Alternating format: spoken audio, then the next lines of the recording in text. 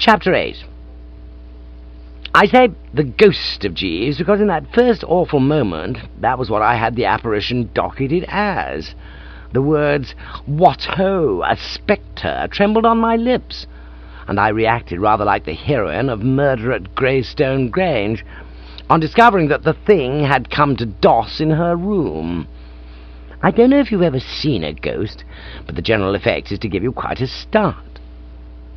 Then the scent of bacon floated to the nostrils, and feeling that it was improbable that a wraith would be horsing about the place with dishes of eggs and bee, I calmed down a bit. That is to say, I stopped upsetting the tea and was able to stutter. It is true that all I said was, "Jeeves," but that wasn't such bad going for one whose tongue had so recently been tangled up with the uvula, besides cleaving to the roof of the mouth. He dumped the tray on my lap. "Good morning, sir," he said. "I fancied that you would possibly wish to enjoy your breakfast in the privacy of your apartment, rather than make one of the party in the dining-room." Cognizant as I was of the fact that in that dining-room there would be 5 aunts, one of them deaf, one of them Dotty, one of them Dame Daphne Winkworth, and all of them totally unfit for human consumption on an empty stomach, I applauded the kindly gesture.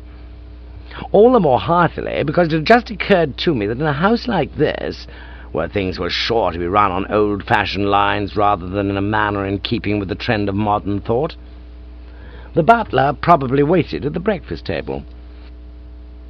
"Does he?" I asked. "Does Silversmith minister to the revellers at the morning meal?" "Yes, sir." "My God!" I said, paling beneath the tan. "What a man, Jeeves!" "Sir?" "Your Uncle Charlie." "Ah, yes, sir. A forceful personality." "Forceful is correct. What's that thing of Shakespeare's about someone having an eye like mother's?" "An eye like Mars, to threaten and command," is possibly the quotation for which you are groping, sir. "That's right. Uncle Charlie has an eye like that. You really call him Uncle Charlie?" "Yes, sir." "Amazing. To me, to think of him as Uncle Charlie is like thinking of him as Jimmy or Reggie, or for the matter of that, Bertie. Used he, in your younger days, to dandle you on his knee?" "Quite frequently, sir." "And you didn't quail? You must have been a child of blood and iron." I addressed myself to the platter once more. "Extraordinarily good bacon, this, Jeeves." "Home-cured, I understand, sir." "And made, no doubt, from contented pigs. Kippers, too, not to mention toast, marmalade, and, unless my senses deceive me, an apple.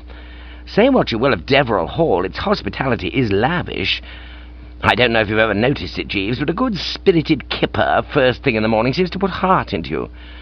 "Very true, sir, though I myself am more partial to a slice of ham." For some moments we discussed the relative merits of ham and kippers as buckers up of the morale, there being much, of course, to be said on both sides, and then I touched on something which I'd been meaning to touch on earlier. I can't think how it came to slip my mind. "Oh, Jeeves," I said, "I knew there was something I wanted to ask you. What in the name of everything bloodsome are you doing here?" "I fancied that you might possibly be curious on that point, sir, and I was about to volunteer an explanation. I have come here in attendance on Mr. Finknottle. Permit me, sir."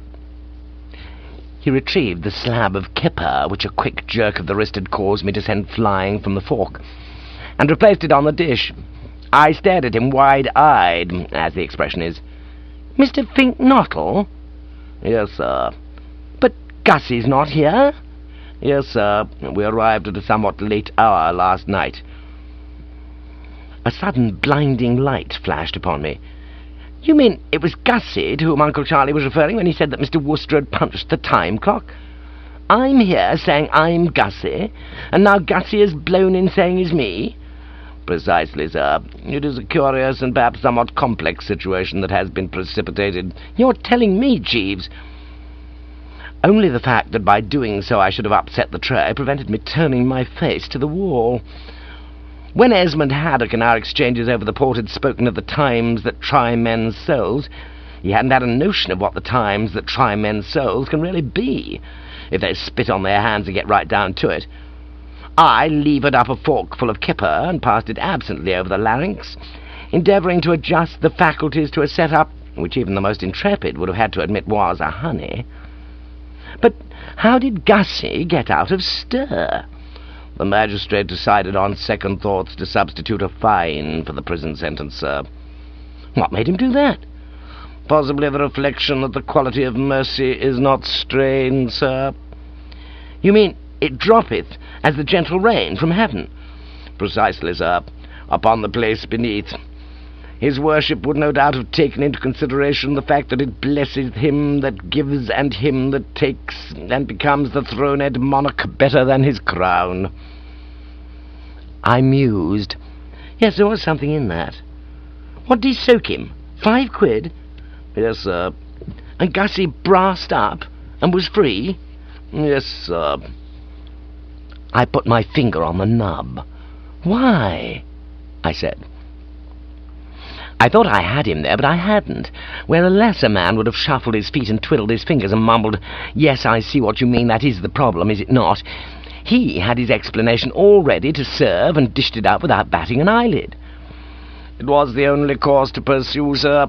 On the one hand, her ladyship, your aunt, was most emphatic in her desire that you should visit the hall, and on the other, Miss Bassett was equally insistent on Mr. Finknottle doing so. In the event of either of you failing to arrive, inquiries would have been instituted, with disastrous results. To take but one aspect of the matter, Miss Bassett is expected to receive daily letters from Mr. Finknottle, giving her all the gossip of the hall and describing in detail his life there. These will, of course, have to be written on the hall notepaper and postmarked King's Deverill. True. You speak sooth, Jeeves. I never thought of that. I swallowed a sombre chunk of toast and marmalade. I was thinking how easily all this complex stuff could have been avoided, if only the beak had had the sense to find Gussie in the first place, instead of as an afterthought. I've said it before, and I will say it again, all magistrates are asses. Show me a magistrate, and I will show you a fathead. I started on the apple. So, here we are. Yes, sir. I'm Gussie, and Gussie's me. Yes, sir. And ceaseless vigilance will be required if we're not to gum the game. We shall be walking on eggshells. A very trenchant figure, sir. I finished the apple and lit a thoughtful cigarette. Well, I suppose it had to be, I said. But lay off the Marcus Aurelius stuff, because I don't think I could stand it if you talk about it all being part of the great web. How's Gussie taking the thing? Not blithely, sir. I should describe him as disgruntled. I learn from Mr. Pirbright. Oh, you've seen Catsmeat? Yes, sir, in the servants' hall. He was helping Queenie, the parlour-maid, with her crossword puzzle. He informed me that he had contrived to obtain an interview with Miss Pirbright, and had apprised her of your reluctance to play the part of Pat in the Hibernian entertainment at the concert, and that Miss Pirbright fully appreciated your position, and said that now that Mr. Finknottle had arrived, he would, of course, sustain the role. Mr. Pirbright has seen Mr. Finknottle and informed him of the arrangement, and it is this that has caused Mr. Finknottle to become disgruntled. He shrinks from the task. Yes, sir. He is also somewhat exercised in his mind by what he has heard the ladies at the hall saying with regard to, my doings. Yes, sir. The dog. Yes, sir. The port. Yes, sir. And the hello, a-hunting we will go? Yes, sir. I whooshed out a remorseful puff of smoke. Yes, I said. I'm afraid I haven't given Gussie a very good send-off. Quite inadvertently, I fear that I've established him in the eyes of mine hostesses as one of those whited sepulchres which try to kid the public that they drink nothing but orange juice. And the moment that public's back is turned, start doing the lost weekend stuff with the port. Of course, I could put up a pretty good case for myself. Esmond Haddock thrust the decanter on me, and I was dying of thirst. Well, you wouldn't blame a snowbound traveller in the Alps for accepting a drop of brandy at the hands of St. Bernard dog. Still, one hopes that they will keep it under their hats and not pass it along to Miss Bassett. One doesn't want spanners bunged into Gussie's romance. We were silent for a moment, musing on what the harvest would be, were anything to cause Madeline Bassett to become degusted. Then I changed a distasteful subject. "Talking of romances, I suppose Catsmeat confided in you about his?" "Yes, sir. I thought he would. Amazing the way all these birds come to you and sob out their troubles on your chest." "I find it most gratifying, sir, and am always eager to lend such assistance as may lie within my power. One desires to give satisfaction. Shortly after your departure yesterday, Mr. Pirbright devoted some little time to an exposition of the problems confronting him. It was after learning the facts that I ventured to suggest that he should take my place here as your attendant." "Well, I wish one of you had thought to tip me off with a telegram. I should have been spared a nasty shock. The last thing one wants on top of what might be termed a drinking bout is to have a changeling ring himself in on you without warning. You'd look pretty silly yourself if you came into my room one morning with a cup of tea after a thick night and found Ernie Bevin or someone propped up in the bed. When you saw Catsmeat just now, did he tell you the stop-press news?" "Sir?" "About Esmond Haddock and Corky?" "Ah, yes, sir. He informed me of what you had said to him with reference to Mr. Haddock's unswerving devotion to Miss Pirbright. He appeared greatly relieved. He feels that the principal obstacle to his happiness has now been removed." "Yes, Catsmeat's sitting pretty. One wishes one could say the same of poor old Esmond." "You think that Miss Pirbright does not reciprocate Mr. Haddock's sentiments, sir?" "Oh, she reciprocates them all right. She freely admits that he is the lodestar of her life. And you're probably saying to yourself that in these cirques everything should be hunky-dory. I mean, if she's the lodestar of his life and he's the lodestar of hers, the thing ought to be in the bag. But you're wrong, and so is Esmond Haddock. His view, poor deluded clam, is that he will make such a whale of a hit with this song he's singing at the concert that when she hears the audience cheering him to the echo, she will say, 'Oh, Esmond,' and fling herself into his arms. Not a hope." "No, sir." "Not a hope, Jeeves. There's a snag. The trouble is that she refuses to consider the idea of hitching up with him unless he defies his aunts, and he very naturally gets the vapours at the mere idea. It's what I've sometimes heard described as an impasse." "Why does the young lady wish Mr. Haddock to defy his aunts, sir?" "She says he's allowed them to oppress him from childhood, and it's time he threw off the yoke. She wants him to show her that he's a man of intrepid courage. It's the old dragon gag. In the days when knights were bold, as you probably know, girls used to hound fellows into going out and fighting dragons. I expect your old pal Child Roland had it happen to him a dozen times. But dragons are one thing, and aunts are another. I have no doubt that Esmond Haddock would spring to the task of taking on a fire-breathing dragon, but there isn't the remotest chance of him ever standing up to Dame Daphne Winkworth and the Mrs. Charlotte, Emmeline, Harriet, and Myrtle Deverill, and making them play ball." "I wonder, sir." "What do you mean, you wonder, Jeeves?"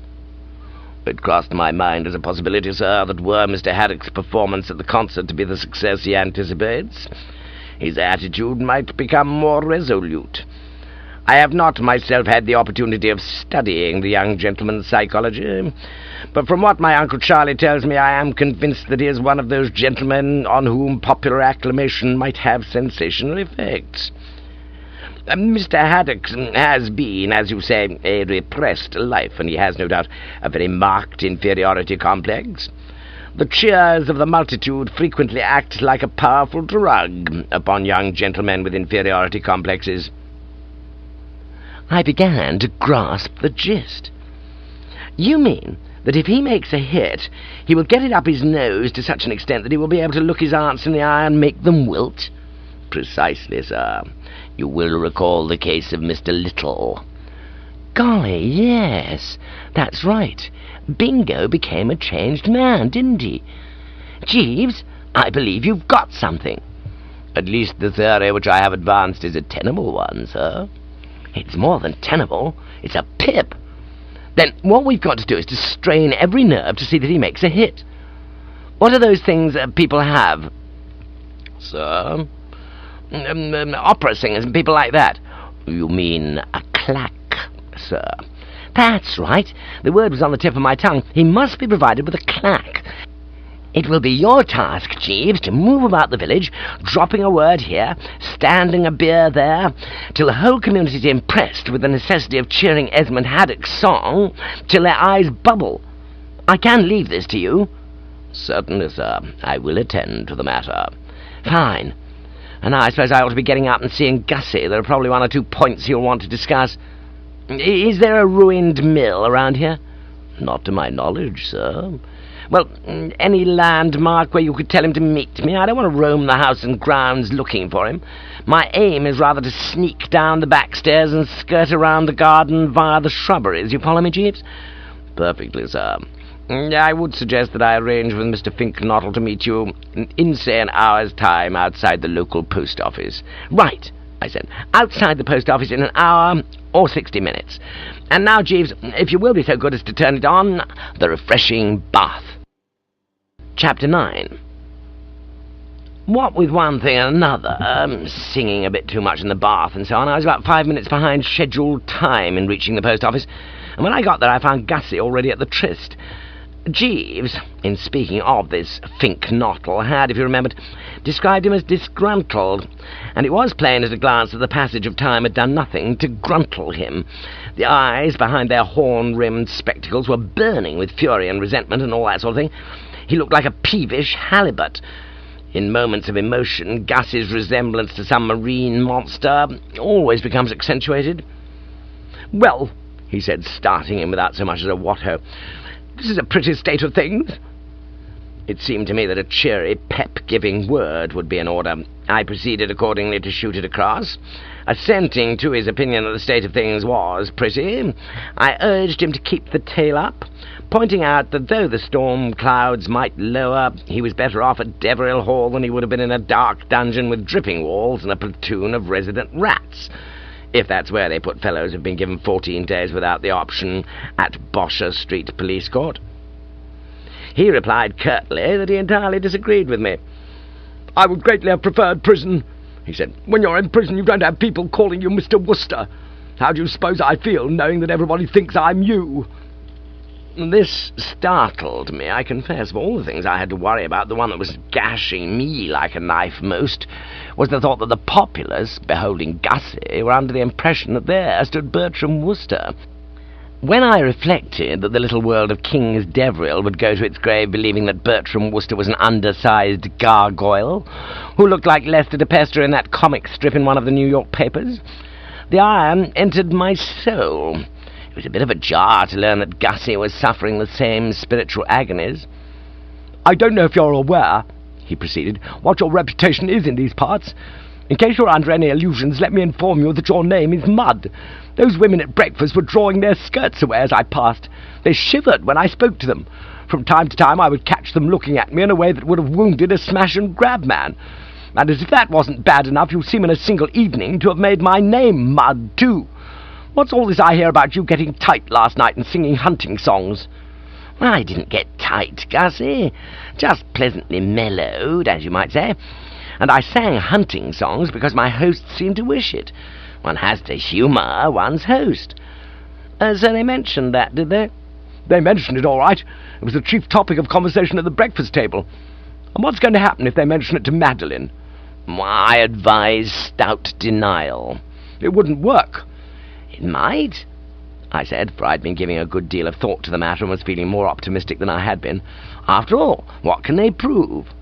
"Madeline's godmother said she came into the dining room and found you on a chair, waving a decanter and singing 'A hunting we will go.'"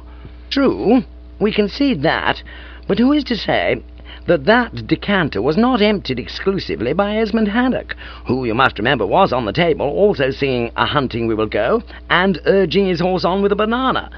I feel convinced that, should the affair come to Madeline's ears, you can get away with it with stout denial." He pondered. "Perhaps you're right, but all the same I wish you'd be more careful. The whole thing has been most annoying and upsetting." "Still," I said, feeling that it was worth trying, "it's part of the great web." "What?" "Great web?" "One of Marcus Aurelius's cracks. He said, 'Does aught befall you, it is good. It is part of the destiny of the universe ordained for you from the beginning. All that befalls you is part of the great web.'" From the brusque manner in which he damned and blasted Marcus Aurelius, I gather that, just as had happened when Jeeves sprang it on me, the gag had failed to bring balm. I hadn't had much hope that it would.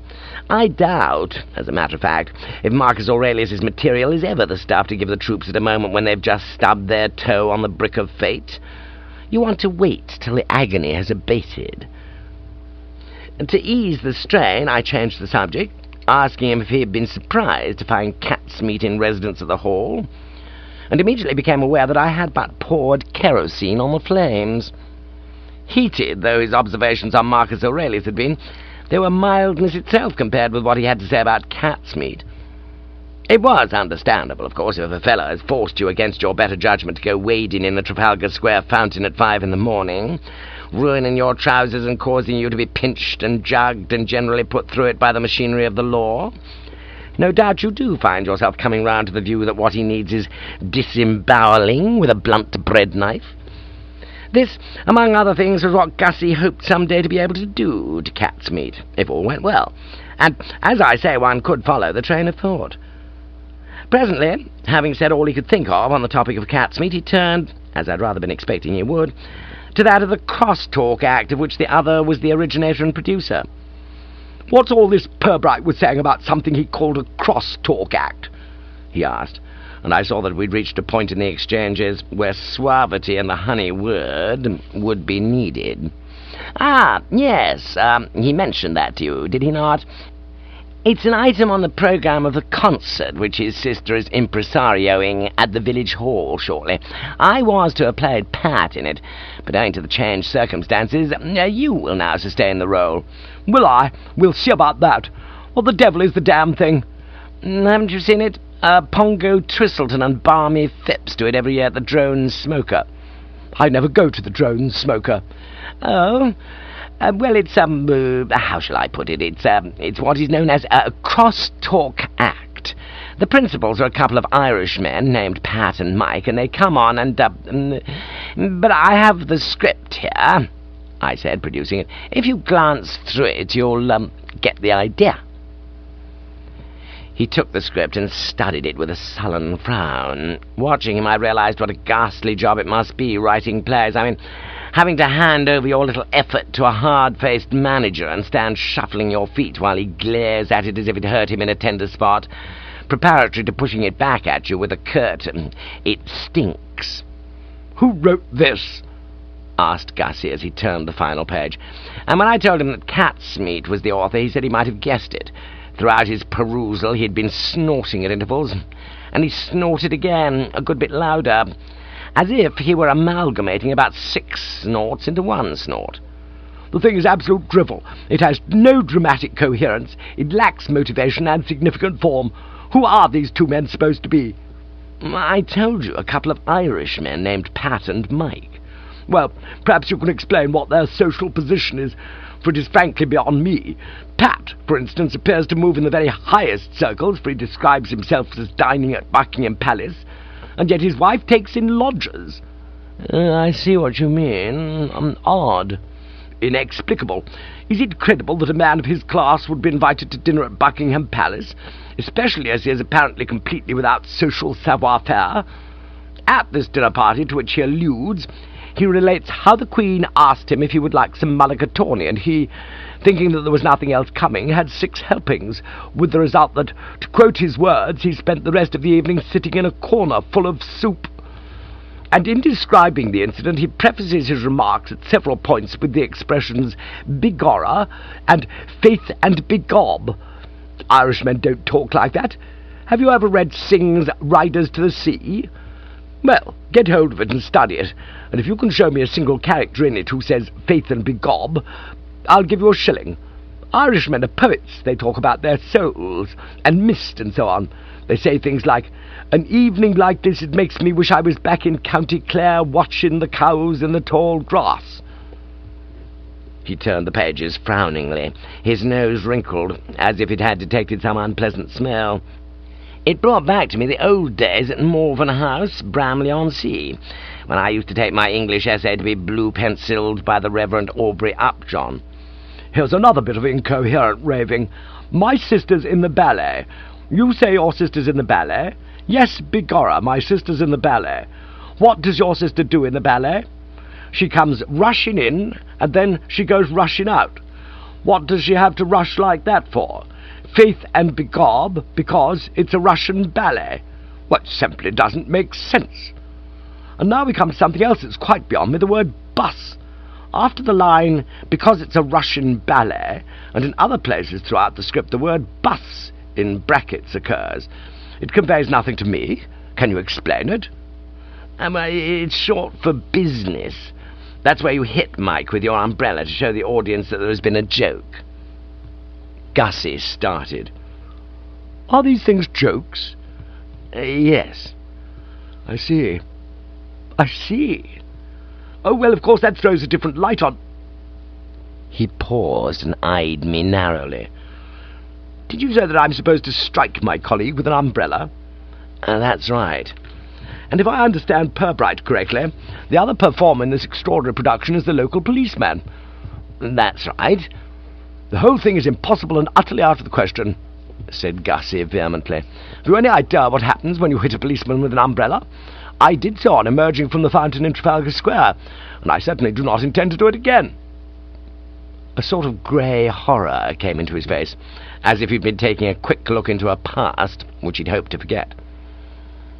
Well, let me put you quite straight, Wooster, as to what my stand is in this matter.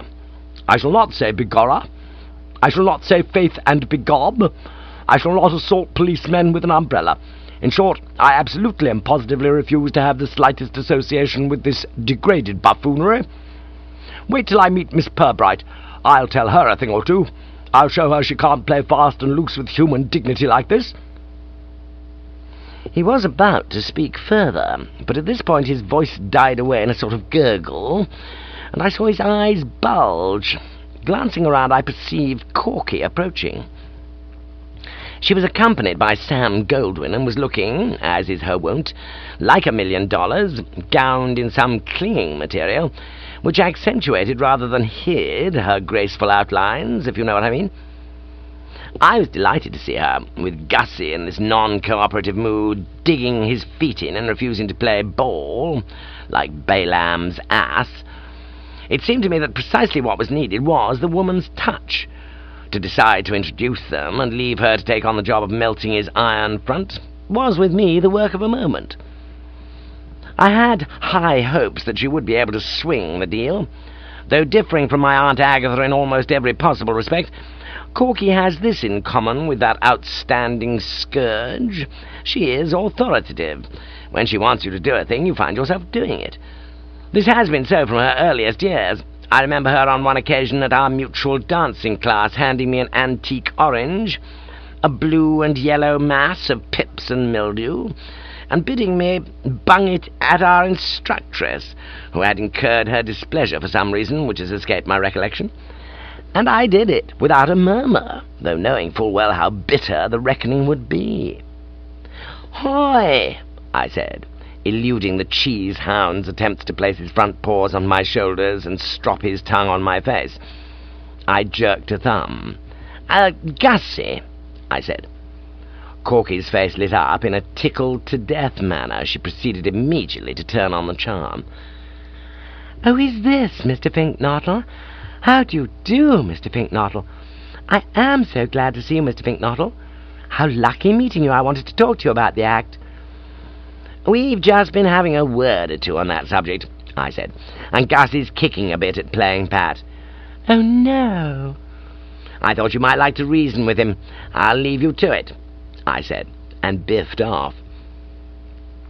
Looking around as I turned the corner, I saw that she'd attached herself with one slim hand to the lapel of Gus's coat, and with the other was making wide, appealing gestures, indicating to the most vapid and irreflective observer that she was giving him treatment A. Well pleased, I made my way back to the hall, keeping an eye skinned for prowling aunts, and won through, without disaster, to my room. I was enjoying a thoughtful smoke there about half an hour later when Gussie came in, and I could see right away that this was not the morose, sullen Finknottle who had so uncompromisingly panned the daylights out of Pat and Mike in the course of our recent get-together. His bearing was buoyant. His face glowed. He was wearing in his buttonhole a flower, which had not been there before. "Hello there, Bertie," he said. "I say, Bertie, why didn't you tell me that Miss Pirbright was Cora Starr, the film actress? I've long been one of her warmest admirers. What a delightful girl she is she not? And how unlike her brother, whom I consider and always shall consider England's leading louse. She has made me see this cross-talk act in an entirely new light." "I thought she might." "It's extraordinary that a girl as pretty as that should also have a razor-keen intelligence, and that amazing way of putting her arguments with a crystal clarity which convinces you in an instant that she is right in every respect." "Yes, Corky's a persuasive young gumboil." "I prefer that you do not speak of her as a gumboil." "A Corky, eh? That's what you call her, is it? A charming name." "What was the outcome of your conference? Are you going to do the act?" "Oh, yes, it's all settled. She overcame my objections entirely. We ran through the script after you left us, and she quite brought me round to her view that there is nothing in the least degrading in this simple, wholesome form of humour. Hokum, yes, but as she pointed out, good theatre. She is convinced that I shall go over big." "You'll knock 'em cold." "I'm sorry I can't play Pat myself." "A good thing, probably. I doubt if you're the type." "Of course I'm the type," I retorted hotly. "I should have given a sensational performance." "Well, Corky thinks not. She was telling me how thankful she was that you'd stepped out and I'd taken over. She said the part wants broad, robust treatment, and you would have played it too far down. It's a part that calls for personality and the most precise timing, and she said that the moment she saw me she felt that here was the ideal Pat. Girls with her experience can tell in a second." I gave it up. You can't reason with hams, and 20 minutes of Corky's society seemed to have turned Augustus Fink-Nottle from a blameless newt fancier into as pronounced a ham as ever drank small ports in bodegas and called people laddie. In another half jiffy I felt he would be addressing me as laddie.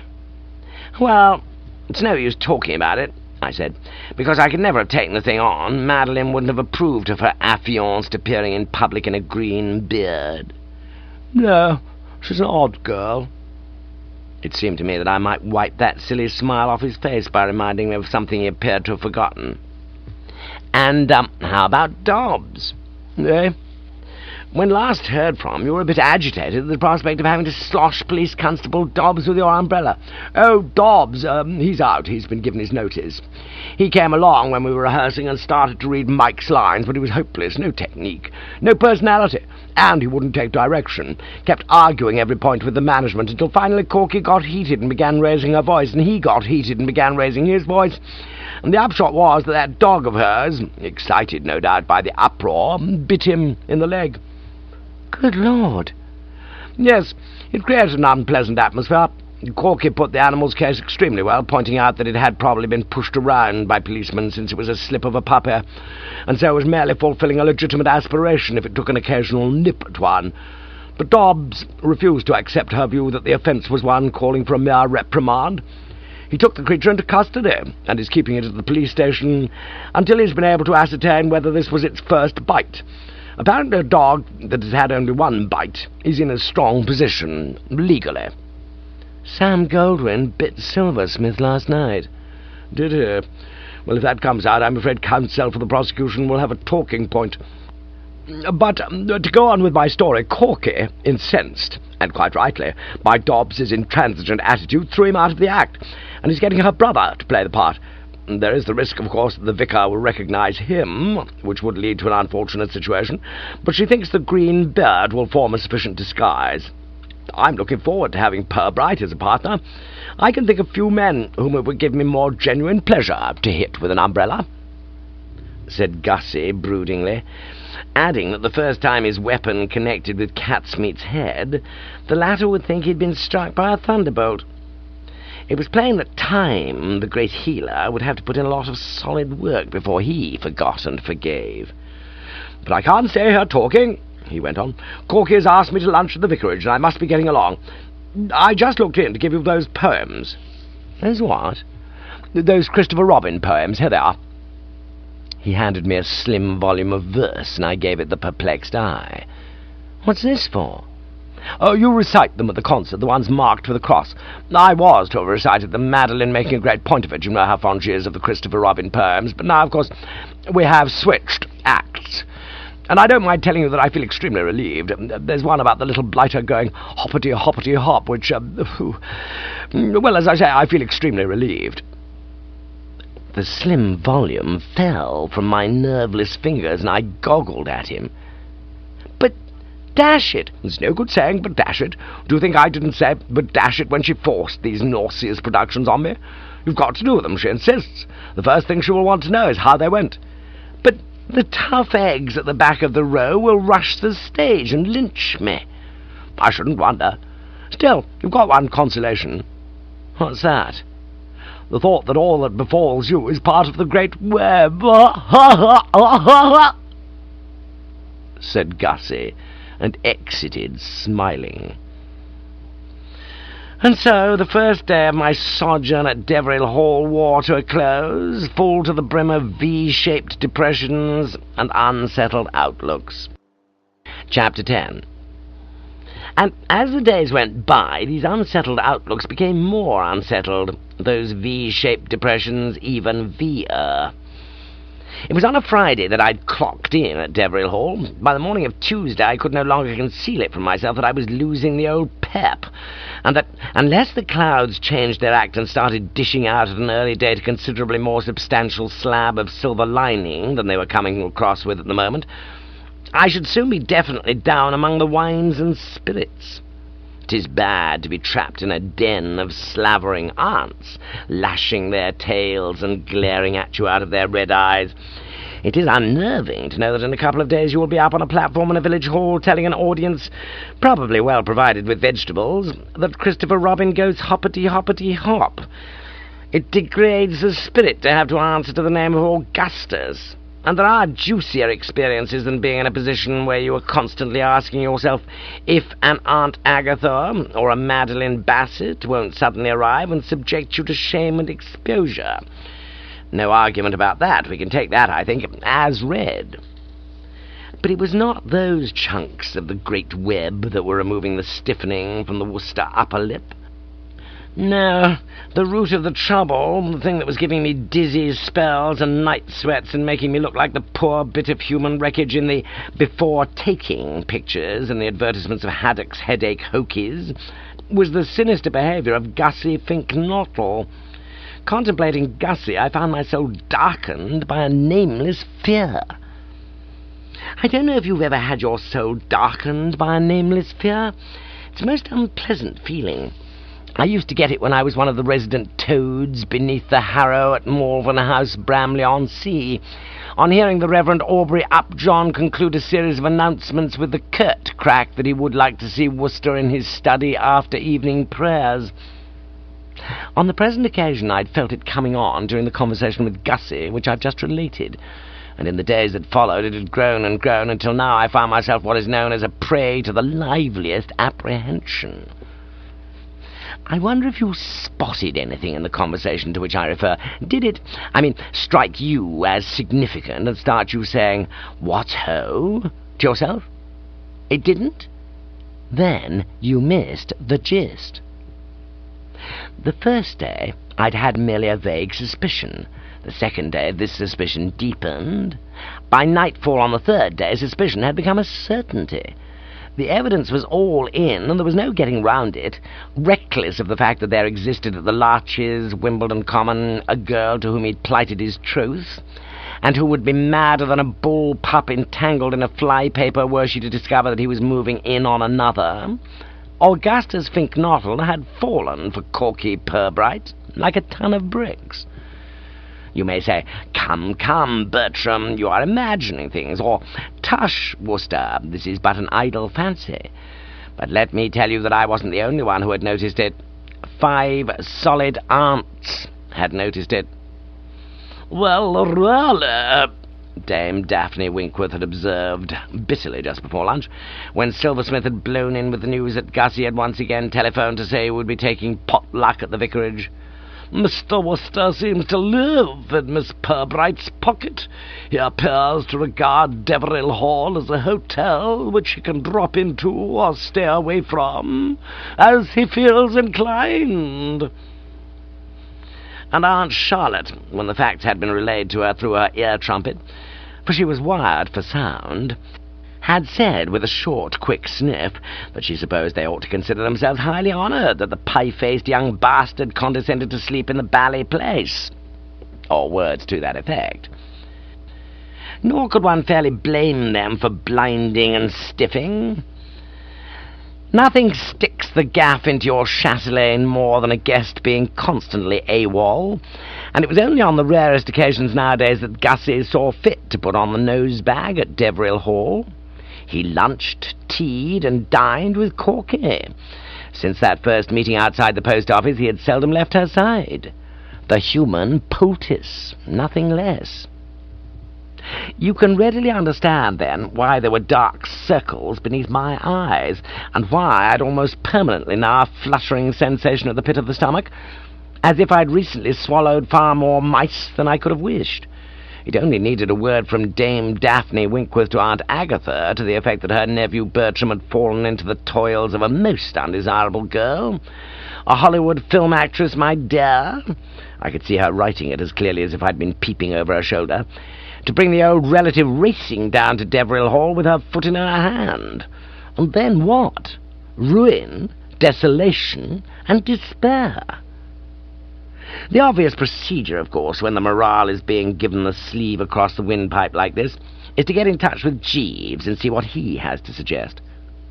So, encountering the parlour-maid, Queenie, in the passage outside my room after lunch, I inquired as to his whereabouts. I said, "I wonder if you happen to know where Jeeves is? Wooster's man, you know." She stood staring at me goofily. Her eyes, normally like twin stars, were dull and a bit reddish about the edges, and I should have described her face as drawn. The whole set-up, in short, seemed to indicate that here one had a parlour-maid who had either gone off her onion or was wrestling with a secret sorrow. "Sir," she said in a tortured sort of voice. I repeated my remarks, and this time they penetrated. "Mr. Jeeves isn't here, sir.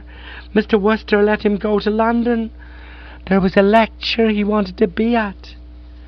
"Oh, thanks," I said, speaking dully, for this was a blow. "You don't know when he'll be back?" "No, sir." "I see. Thanks." I went on into my room and took a good square look at the situation. If you ask any of the nibs who move in diplomatic circles and are accustomed to handling tricky affairs of state, he will tell you that when matters have reached a deadlock, it is not a bit of good just sitting on the seat of the pants and rolling the eyes up to heaven. You have got to turn stones and explore avenues and take prompt steps through the proper channels. Only thus can you hope to find a formula. And it seemed to me, musing tensely, that in the present crisis something constructive might be accomplished by rounding up Corky and giving her a straight-from-the-shoulder talk, pointing out the frightful jeopardy in which she was placing an old friend and dancing-class buddy by allowing Gussie to spend his time frisking and bleating round her. I left the room accordingly, and a few minutes later might have been observed stealing through the sunlit grounds en route for the village. In fact, I was observed, and by Dame Daphne Winkworth. I was nearing the bottom of the drive, and in another moment should have won through to safety, when somebody called my name, or rather Gussie's name, and I saw the formidable old egg standing in the rose garden. From the fact that she had a syringe in her hand, I deduced that she was in the process of doing the local green fly a bit of no good. "Come here, Augustus," she said. It was the last thing I would have done if given the choice, for even the best of times this dangerous specimen put the wind up me pretty vertically, and she was now looking about 10 degrees more forbidding than usual. Her voice was cold, and her eye was cold, and I didn't like the way she was toying with that syringe. It was plain that for some reason I'd fallen in her estimation to approximately the level of a green fly, and her air was that of a woman who for 2 pins would press the trigger and let me have a fluid ounce of whatever the hell brew was squarely in the mazzard. "Oh, hello," I said, trying to be debonair but missing by a mile. "Squirting the rose trees?" "Don't talk to me about rose trees." "Oh, no, rather not," I said. Well, I hadn't wanted to particularly, just filling in with the ad-lib stuff. "Augustus, what is this I hear?" "I beg your pardon?" "You would do better to beg madeleines." Mystic stuff. I didn't get it. The impression I received was of a dame of the British Empire talking through the back of her neck. "When I was in the house just now," she proceeded, "a telegram arrived for you from Madeline. It was telephoned from the post office. Sometimes they telephone and sometimes they deliver personally." "I see. According to the whim of the moment." "Please do not interrupt. This time it happened that the message was telephoned, and as I was passing through the hall when the bell rang, I took it down." "Frightfully white of you," I said, feeling that I couldn't go wrong in giving her the old oil. I had gone wrong, however. She didn't like it. She frowned, raised the syringe, then, as if remembering in time that she was a Deveril, lowered it again. "I have already asked you not to interrupt. I took down the message, as I say, and I have it here. No," she said, having searched through her costume, "I must have left it on the hall table, but I can tell you its contents. Madeline says she has not received a single letter from you since you arrived at the hall, and she wishes to know why. She is greatly distressed at your abominable neglect, and I'm not surprised. You know how sensitive she is. You ought to have been writing to her every day. I have no words to express what I think of your heartless behaviour. That is all, Augustus," she said, and dismissed me with a gesture of loathing, as if I'd been a green fly that had fallen short of even the very moderate level of decency of the average run-of-the-mill green fly. And I tottered off and groped my way to a rustic bench and sank onto it. The information which she had sprung on me had, I need scarcely say, affected me like the impact behind the ear of a stocking full of wet sand. Only once in my career had I experienced an emotion equally intense, on the occasion when Freddie Widgeon at the Drones, having possessed himself of a motor horn, stole up behind me as I crossed Dover Street in what is known as a reverie, and suddenly tooted the apparatus in my immediate ear. It had never so much as occurred to me to suppose that Gussie was not writing daily letters to the Basset. It was what he'd come to this Edgar Allan Poe residence to do, and I'd taken it for granted that he was doing it. I didn't need a diagram to show me what the run of events would be if he persisted in this policy of Kilkenny. A spot more silence on his part, and along would come La Basset in person to investigate, and the thought of what would happen then froze the blood and made the toes curl. I suppose it may have been for a matter of about 10 minutes that I sat there inert, the jaw drooping, the eyes staring sightlessly at the surrounding scenery. Then I pulled myself together and resumed my journey. It has been well said of Bertram Wooster that though he may sink on to rustic benches and for a while give the impression of being licked to a custard, the old spirit will always come surging back sooner or later. As I walked, I was thinking hard and bitter thoughts of Corky, the fons et origo, if you know what I mean by fons et origo, of all the trouble. It was she who, by shamelessly flirting with him, by persistently giving him the flashing smile and the quick sidelong look out of the corner of the eye, had taken Gussie's mind off his job and slowed him up as our correspondent on the spot. "Oh, woman, woman," I said to myself, not for the first time, feeling that the sooner the sex was suppressed, the better it would be for all of us. At the age of 8, in the old dancing class days, incensed by some incisive remarks on her part about my pimples, of which I had a notable collection at that time, I once forgot myself to the extent of socking Corky Pirbright on the top knot with a wooden dumbbell. And until this moment I'd always regretted the unpleasant affair, considering my action a blot on an otherwise stainless record, and, no matter what the provocation, scarcely the behaviour of a preux chevalier. But now, as I brooded on the Delilah stuff she was pulling, I found myself wishing I could do it again. I strode on, rehearsing in my mind some opening sentence to be employed when we should meet, and not far from the vicarage came upon her, seated at the wheel of her car by the side of the road. But when I confronted her and said I wanted a word with her, she regretted that it couldn't be managed at the moment. It was, she explained, her busy afternoon, in pursuance of her policy of being the little mother to her uncle, the sainted Sidney. She was about to take a bowl of strengthening soup to one of his needy parishioners. "I'm Mrs. Clara Well-Beloved, if you want to keep the record straight," she proceeded. "She lives in one of those picturesque cottages of the High Street, and it's no good you waiting, because after delivering the bouillon, I sit and talk to her about Hollywood. She's a great fan, and it takes hours. Some other time, my lamb. Listen, Corky, you're probably saying to yourself, where's the soup?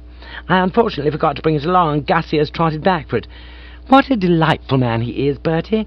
So kind, so helpful, always on hand to run errands when required, and with a fund of good stories about newts. I've given him my autograph. Speaking of autographs, I heard from your cousin Thomas this morning." "Never mind about young Toss. What I want—" She broke into speech again, as girls always do. I've had a good deal of experience of this tendency on the part of the female sex to refrain from listening when you talk to them, and it has always made me sympathize with those fellows who tried to charm the deaf adder, and had it react like a Wednesday matinee audience. "You remember I gave him 50 of my autographs, and he expected to sell them to his playmates at 6 pence apiece. Well, he tells me that he got a bob, not 6 pence, which will give you a rough idea of how I stand with the boys at Bramley-on-Sea. He says a genuine Ida Lupino only fetches 9 pence. Listen, Corky, he wants to come and spend his mid-term holiday at the vicarage, and of course I've written to say that I shall be delighted. I don't think Uncle Sidney is too happy at the prospect, but it's good for a clergyman to have these trials. Makes him more spiritual, and consequently hotter at his job. Listen, Corky, what I want to talk to you about—" "Ah, here's Gussie," she said, once more doing the deaf adder. Gussie came bounding up with a look of reverent adoration on his face and a steaming can in his hands. Corky gave him a dazzling smile, which seemed to go through him like a red-hot bullet through a pat of butter, and stowed the can away in the rumble seat. "Thank you, Gussie, darling," she said. "Well, goodbye all, I must rush." She drove off, Gussie standing gaping after her, transfixed, like a goldfish staring at an ant's egg. He did not, however, remain transfixed long, because I got him between the third and fourth ribs with a forceful finger, causing him to come to life with a sharp "Ouch!" "Gussie," I said, getting down to brass tacks and beating about no bushes, "what's all this about you not writing to Madeline?" "Madeline?" "Madeline." "Oh, Madeline." "Yes, Madeline. You ought to have been writing to her every day." This seemed to annoy him. "How on earth could I write to her every day? What chance do I get to write letters, when my time's all taken up with memorizing my lines in this crosstalk act, and thinking up effective business? I haven't a moment." "Well, you'll jolly well have to find a moment. Do you realize she started sending telegrams about it? You must write today without fail." "What, to Madeline?" "Yes, blast you, to Madeline." I was surprised to see that he was glowering sullenly through his windshields. "I'd be blowed if I write to Madeline," he said, and would have looked like a mule if he'd not looked so like a fish. "I'm teaching her a lesson." "You're what?" "Teaching her a lesson. I'm not at all pleased with Madeline. She wanted me to come to this ghastly house, and I consented on the understanding that she would come too and give me moral support. It was a clear-cut gentleman's agreement, and at the last moment she coolly backed out on the flimsy plea that some school friend of hers at Wimbledon needed her. I was extremely annoyed, and I let her see it. She must be made to realize that she can't do that sort of thing. So I'm not writing to her. It's a sort of system." I clutched at the brow. The mice in my interior had now got up an informal dance, and were buck and winging all over the place like a bunch of Nijinskis. "Gussie," I said, "once and for all, will you, or will you not, go back to the house and compose an 8-page letter breathing love in every syllable?" "No, I won't," he said, and left me flat. baffled and despondent, I returned to the hall, and the first person I saw there was Catsmeat. He was in my room, lying on the bed with one of my cigarettes in his mouth. There was a sort of dreamy look on his dial, as if he were thinking of Gertrude Winkworth. Chapter 11. Observing me, he switched off the dreamy look. "Oh, hello, Bertie," he said. "I wanted to see you." "Oh, yes," I riposted, quick as a flash, and I meant it to sting, for I was feeling a bit fed with Catsmeat. I mean, of his own free will, he'd taken on the job of valeting me, and in his capacity of my gentleman's personal gentleman should have been in and out all the time, brushing here a coat, pressing there a trouser, and generally making himself useful, and I hadn't set eyes on him since the night we'd arrived. One frowns on this absenteeism. "I wanted to tell you the good news." I laughed hollowly. "Good news? Is there such a thing?" "You bet there's such a thing. Things are looking up. The sun is smiling through. I believe I'm going to swing this Gertrude deal.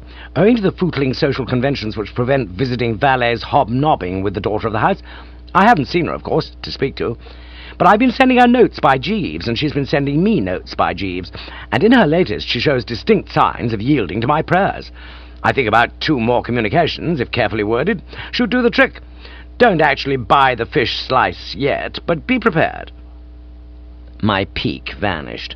As I've said before, the Woosters are fair-minded. I knew what a dickens of a sweat these love letters are, a whole-time job calling for incessant concentration. If Catsmeat had been tied up with a lot of correspondence of this type, he wouldn't have had much time for attending to my wardrobe. Of course, you can't press your suit and another fellow's trousers simultaneously.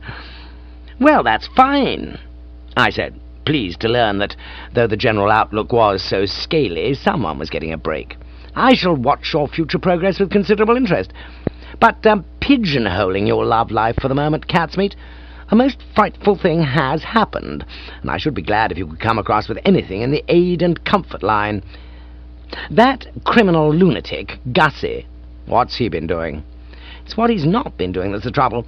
You could have flattened me with a toothpick just now, and I found out that he hasn't written a single line to Madeline Bassett since he got here. And, what's more, he says he isn't going to write to her.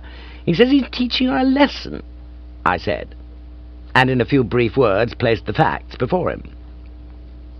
He looked properly concerned.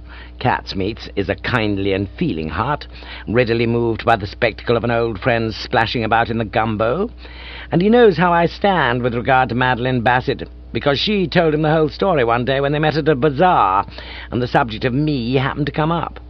"Well, this is rather serious," he said.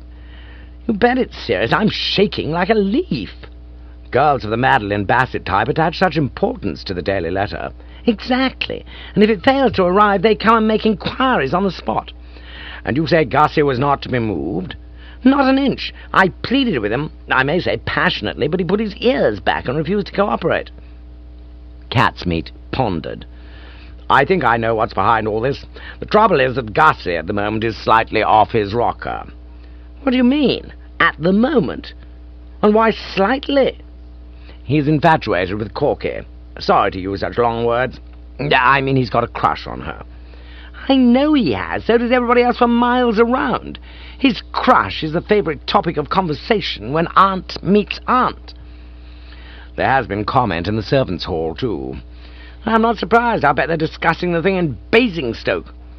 "Well, you can't blame him, of course." "Yes, I can. I mean, it isn't his fault, really. This is springtime, Bertie, the mating season, when, as you probably know, a livelier iris gleams upon the burnished dove, and a young man's fancy lightly turns to thoughts of love. The sudden impact, plumb spang in the middle of spring, of a girl like Corky on a fat head like Gussie, weakened by constantly swilling orange juice, must have been terrific. Corky, when she's going nicely, bowls over the strongest. No one knows that better than you. You were making a colossal ass of yourself over her at one time." "No need to rake up the dead past." "I only raked it up to drive home my point, which is that he is more to be pitied than censured." "She's the one that wants censoring. Why does she encourage him?" "I don't think she encourages him. He just adheres. She does encourage him. I've seen her doing it. She deliberately turns on the charm and gives him the old personality. Don't tell me that a girl like Corky, accustomed to giving Hollywood glamour men the brusheroo, couldn't put Gussie on ice if she wanted to. But she doesn't. Well, that's what I'm beefing about. And I'll tell you why she doesn't. I haven't actually asked her, but I'm pretty sure she's working this Gussie continuity with the idea of sticking the harpoon into Esmond Haddock, to show him that if he doesn't want her, there are others who do. But he does want her. Well, she doesn't know that, unless you've told her. I haven't. Why not? Well, I wasn't sure if it would be the correct procedure. You see, he dished out all that stuff about his inner feelings under the seal of the confessional, as you might say, and he said he didn't want it to go any further. This must go no further, he said. On the other hand, a word in season might quite easily reunite a couple of sundered hearts. The whole thing is extraordinarily moot. I'd go ahead and tell her. Bung in the word in season. I'm all for reuniting sundered hearts. Me too, but I think we've left it too late. Already the Basset is burning up the wires with telegrams asking what it's all about. A hot one just arrived. I found it on the hall table when I came in. It was the telegram of a girl on the verge of becoming fed to the eye teeth. I tell you, Catsmeat, I see no ray of light. I'm sunk. No, you're not. I am. When I told Gussie about this telegram, urging upon him that now was the time for all good men to come to the aid of the party, he merely, as I say, stuck his ears back and said he was teaching the girl a lesson, and not a smell of a letter should she get from him till that lesson had been learned. The man's non-compass, and I repeat that I see no ray of light. It seems to me it's all quite simple. You mean you have something to suggest? Of course I've something to suggest. I always have something to suggest. The thing's obvious. If Gussie won't write to this girl, you must write to her yourself. But she doesn't want to hear from me. She wants to hear from Gussie. And so she will, bless her heart. Gussie has sprained his wrist, so had to dictate the letter to you. Gussie hasn't sprained his wrist. Pardon me. He gave it a nasty wrench while stopping a runaway horse, and at great personal risk saving a little child from a hideous death. A golden-haired child, if you will allow yourself to be guided by me, with blue eyes, pink cheeks, and a lisp. I think a lisp is good box office. I gasped at him. I'd got his drift. Catsmeat, this is terrific. You'll write the thing. Of course, it'll be pie. I've been writing Gertrude that sort of letter since I was so high. He seated himself at the table, took pen and paper, and immediately became immersed in composition, as the expression is. I could see that it had been no idle boast on his part that the thing would be pie. He didn't even seem to have to stop and think. In almost no time, he was handing me the finished script and bidding me get a jerk on and copy it out. It ought to go off at once, every moment being vital. Trot down to the post office with yourself. Then she'll get it first thing in the morning. And now, Bertie, I must leave you. I promised to play gin rummy with Queenie, and I'm already late. She wants cheering up, poor child. You've heard about her tragedy, the severing of her engagement to the flatty, Dobbs? No, really? Is her engagement off? Then that's why she was looking like that, I suppose. I ran into her after lunch. I explained, and I got the impression that the heart was heavy. What went wrong? She didn't like him being an atheist, and he wouldn't stop being an atheist, and finally he said something about Jonah and the whale, which it was impossible for her to overlook. This morning she returned the ring, his letters, and a china ornament with a present from Blackpool on it, which he brought her last summer while visiting relatives in the north. It's hit her pretty hard, I'm afraid. She's passing through the furnace. She loves him madly and yearns to be his. But you can't take that stuff about Jonah and the whale. One can only hope that gin rummy will do something to ease the pain. Righto, Bertie, get on with that letter. It's not actually one of my best, perhaps, because I was working against time and couldn't prune and polish. But I think you'll like it. He was correct. I studied the communication carefully and was enchanted with its virtuosity. If it wasn't one of his best must have been pretty good. And I was not surprised that upon receipt of a series, Gertrude Winkworth was a weakening. There are letters which sow doubts as to whether this bit here couldn't have been rather more neatly phrased, and that bit there gingered up a trifle, and other letters of which you say to yourself, "This is the goods, don't alter a word." This was one of the latter letters. He'd got just the right modest touch into the passage about the runaway horse, and the lisping child was terrific. She stuck out like a sore thumb and hogged the show. As for the warmer portions, about missing Madeline every minute and wishing she were here so that he could fold her in his arms and what not, they simply couldn't have been improved upon. I copied the thing out, stuffed it in an envelope, and took it down to the post office, and scarcely had it plopped into the box when I was hailed from behind by a musical soprano, and turning, saw Corky heaving alongside.